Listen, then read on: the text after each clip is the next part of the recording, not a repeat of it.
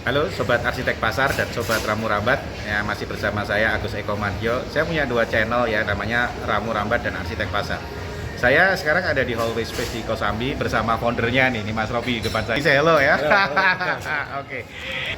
Hallway Space ini kalau lihat sama Mas Robi di sini itu. Nah, saya juga sedikit mengenalkan mengenai Hallway Space di sini dulu ya.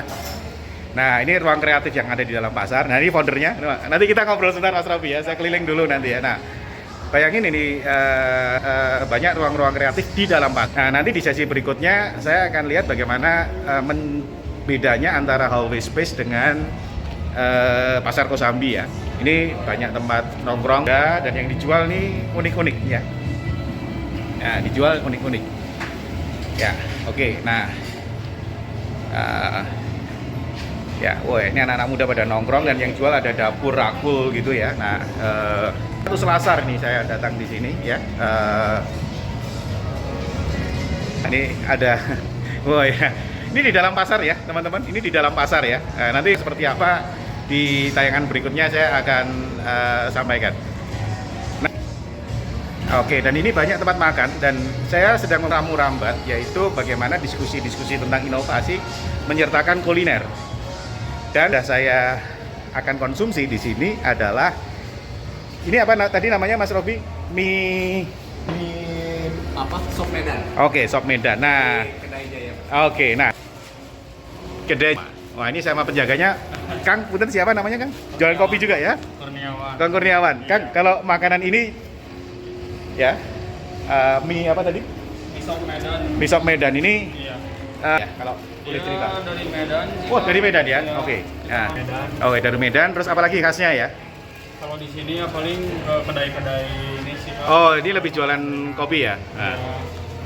Sorry kok saya lupa Kang. Kurniawan. Kang Kurniawan, kalau yang biasa makan di sini anak muda ya? Anak-anak muda banyak. Ramenya jam berapa ya? Dari sore ke malam.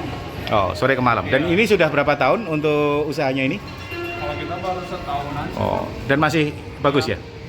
Dan ya banyak yang mesen ya. Ini teman-teman ada Gojek yang mesen. Di dalam pasar ada yang jual makanan berkualitas ya, seperti ini. Nah, dan sudah mulai kita coba cek saja. Ya, nanti silakan nanti kalau mau ke Hallway Space ada makanan lain dan mengudap di sini ya. Nah, ada mesin ketik lagi nih. Ada mesin ketik ini apa Kang? Artefak ya. Kurniawan. Nah, Murambat ini itu adalah diskusi inovasi dengan kuliner ya, dan dengan Mas Robi nggak makan nih Mas?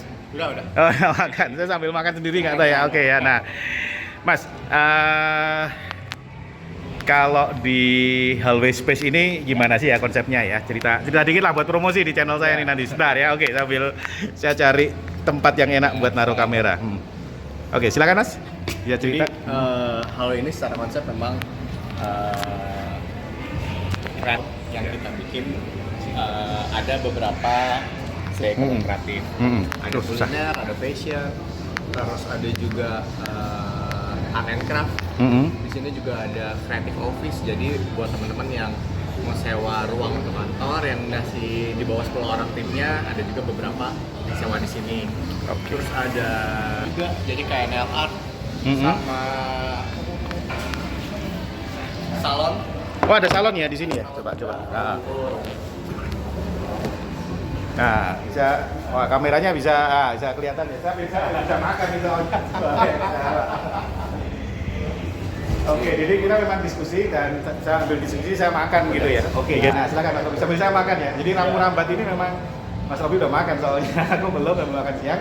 Mas Robi ceritalah inovasi di sini, saya sambil mendengarkan dan sambil makan. Ya, jadi saran kita di sini secara hallway sendiri memang creative compound, di mana kita banyak activity yang sifatnya kegiatan kreatif gitu. Nah, untuk tenannya sendiri kita ada fashion, ada kuliner, terus ada hobbies. Jadi kayak yang suka fotografi, di sini ada tenannya juga. Oh, ada ya. Ada ini untuk jual beli dan service Terus di belakang ada yang sewa untuk creative office, ada agency, ada media, gitu. Jadi pengennya di sini tuh bisa mengakomodir segala yang sifatnya dengan agak. Gitu. selain itu kita juga banyak event-event yang kita lakukan, ada untuk bazar, terus ada gathering, ada performance musik, ada workshop, jadi apapun bisa dilakukan di sini yang sekiranya dengan ruang yang kita punya masih bisa mengakomodir perempuan, kan bukan gitu. Aku sambil makan ya kan, ini karena channelnya Ramu Rambat itu diskusi sambil makan, jadi ada orang yang gerak tadi ya makan. Silakan. Nah, kalau promosi yang mau dipromosikan makanan-makanan apa yang khas di sini? Di sini sebenarnya makanannya beda-beda. Ada dari kalau suka Japanese, di sini ada, kalau suka Western di sini ada juga kayak ini nasional, makanan nasional tuh ada kayak Medan ini ya? Medan, terus di sana ada sop iga, kita ada ramen juga, gitu. Jadi memang konsepnya untuk fungsi kuliner kita pengen beda-beda. Gitu, Kan jadi kita tuh kan ada masalah dengan entrepreneurship yang elit ya. Dan tadi Kang Rocky cerita bahwa belajar jadi pengusaha ini karena dari keluarga ya. Nah, saya sebagai dosen ini lagi tertarik untuk membuat pengetahuan lokal tapi punya nilai ilmiah. Nah, ini jadi kita nggak ngimpor ya kita nggak ngimpor ini ya, nggak ngimpor pengetahuan dari barat kan beda. Tapi pengetahuan lokal sering nggak dituliskan gitu. Jadi saya sebagai dosen sedang berusaha untuk mengumpulkan pengetahuan lokal, tapi dituliskan secara teoritis ya. Jadi jurnal lah gitu ya, biar internasional gitu. Nah, tapi mungkin yang coba saya ingin gali ya, yang saya nggak tahu terus terang ini ya, meskipun saya dosen gitu adalah nilai-nilai tradisi berbisnis di Kang Rocky dari keluarga. Katanya orang tuanya dulu berbisnis di Kosambi juga ya.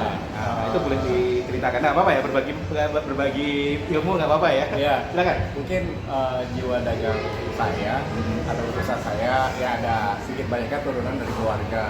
Nah, keluarga memang mungkin dari tahun 80 90-an itu udah berjualan di pasar Kosambi. Waktu itu sebelum direnovasi ini sekarang. Nah, dalam perjalanan waktu saya kuliah, saya udah mulai jual sepatu juga. Waktu lulus sempat kerja sebentar, tapi akhirnya balik lagi ke jadi usaha dari dagang lagi Pak. Balik lagi ke situ dan akhirnya sampai sekarang lah, kurang lebih berapa ya?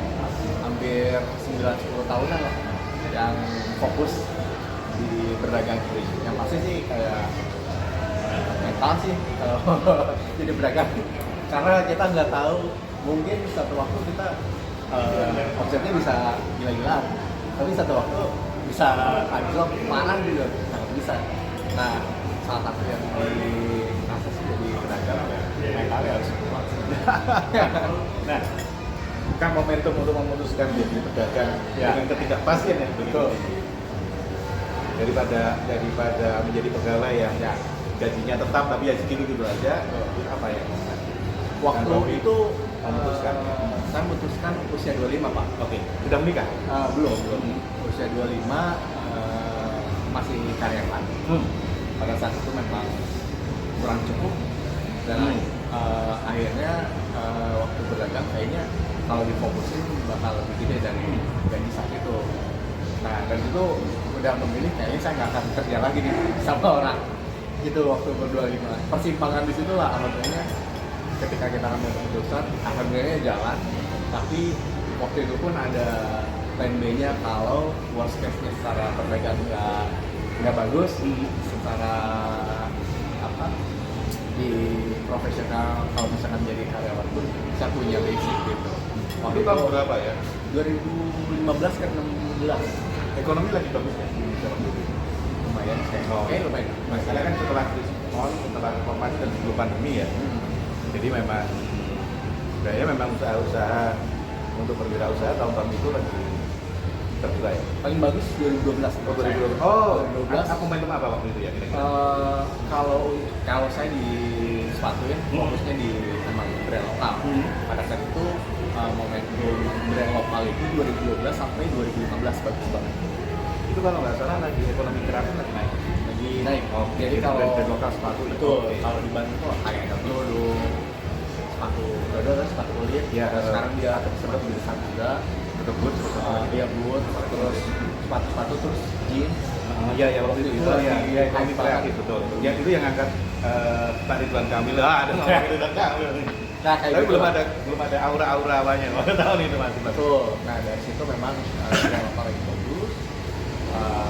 Saya juga kayaknya jadi balik dagang lagi deh. Alhamdulillahnya jalan sampai sekarang. Nah tadi buat cerita nih yang saya sebagai dosen kita menemui di literatur terutama yang dari barat ya, terutama ketika pengusaha itu lagi dalam kondisi sulit. Sementara kan dari tradisi keluarga itu yang paling, kalau nggak salah saya dengar loh Mas, aku nggak. Justru value dari tradisi keluarga adalah ketika kondisi lagi sulit, betul ya Mas? Iya. Nah itu sudah ada sesuatu yang dibagi nggak ketika lagi sulit, gimana survive-nya dan nilai-nilai keluarga apa yang membuat Mas Rofi terus bertahan?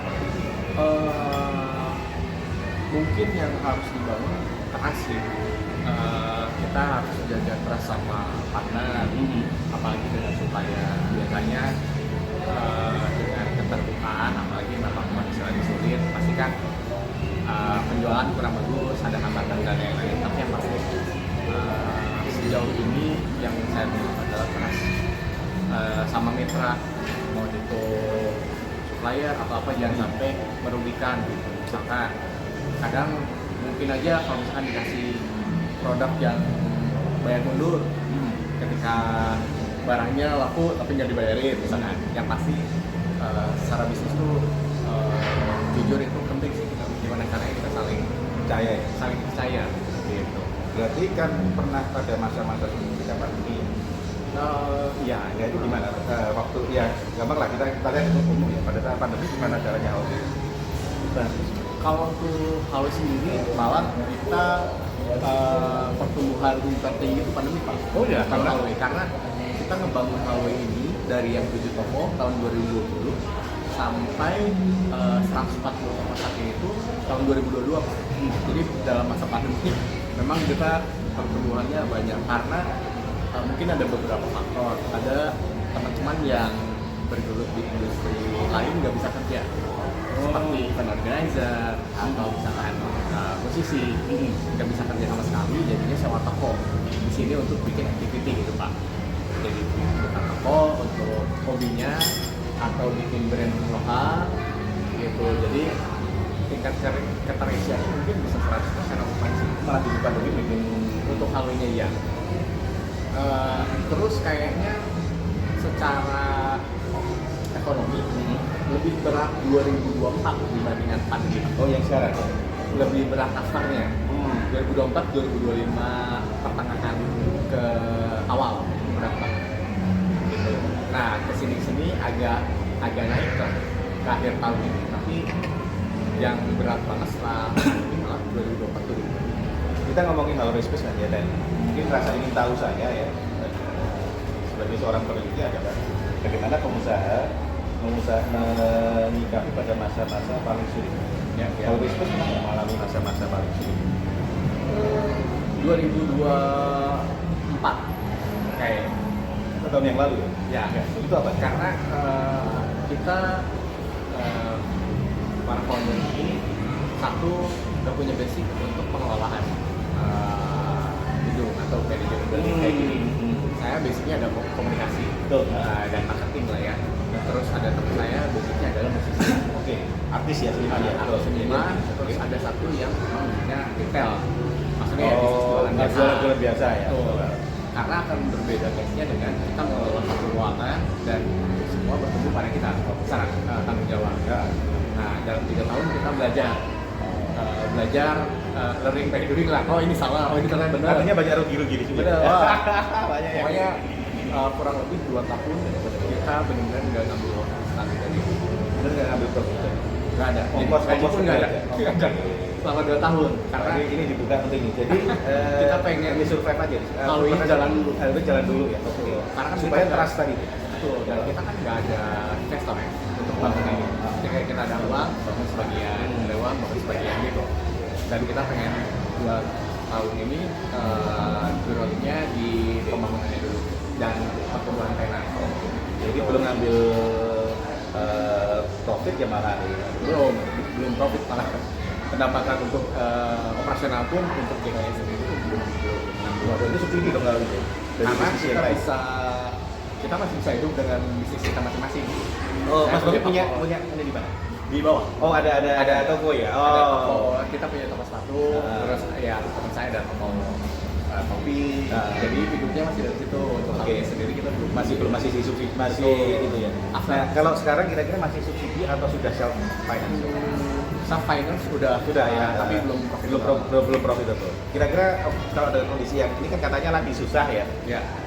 Berapa lama Mas Robi akan yakin ini profitable dan sekuat apa untuk bertahan dengan kondisi yang sudah self finance ya tapi ya masih segitu lah. Harusnya dalam 1-2 tahun ini cuma. Makanya sudah mulai take profit. Ya. Berarti kalau 1 tahun 2 lagi profit berarti berapa lama dia harus subsidi? Ini berapa tahun ya dia harus keluarin 2 tahun? Sebenarnya 2 tahun bukan subsidi dalam artian kita ngeluarin terus, tapi kita nggak ngambil. Oke. Jadi bukan. Karena untuk Haus sendiri belum profitable selama 5 tahun ini, tapi tidak juga rugi. Oke. Jadi udah bisa hidup. Oke. Gitu. Oh, berarti ada siklus ya. Berarti 2 tahun nggak ngambil. Sekarang juga belum ngambil.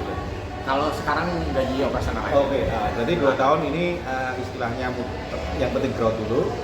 2 tahun ya, 2 tahun. Nah, kemudian self finance berapa tahun? Dari tahun ketiga udah maksudnya Sampai sekarang- tahun berapa tahun? sampai sekarang masuk ke 6 ya. Oke, berarti kalau kita hitung ya teman-teman berarti 2 tahun kerja bakti. Ya, kerja Nah, bakti. 3 tahun dibayar tapi nggak untung. Ya. Nah, baru profit itu di tahun diharapkan tahun diharapkan ke-78 tahun ya. 78. Nah, kita doain ya mudah-mudahan. Ya, karena ini kan masih ya mau belajar, kita juga ningkatin sumber revenue-nya. Dari mana aja sih sebenarnya, bisa dari mana gitu. Baik, ya. Makasih Mas Robi nih. Karena YouTube itu hanya bisa 10 menit ya, jadi ini udah 13 menit saya harus akhiri. Tapi masih ada sesi 2, nanti mungkin tayangan saya juga sudah duhur nih ya, jam 12:04 ini saya harus sholat dulu. Jadi setelah sholat saya akan cerita dilepas oleh Mas Robi sambil keluar ke mobil saya untuk membandingkan antara Hallway Space dengan Pasar Kosambi. Jadi saya akhiri dulu yang sesi pertama dan kita tunggu sesi kedua. Oke ya, salam.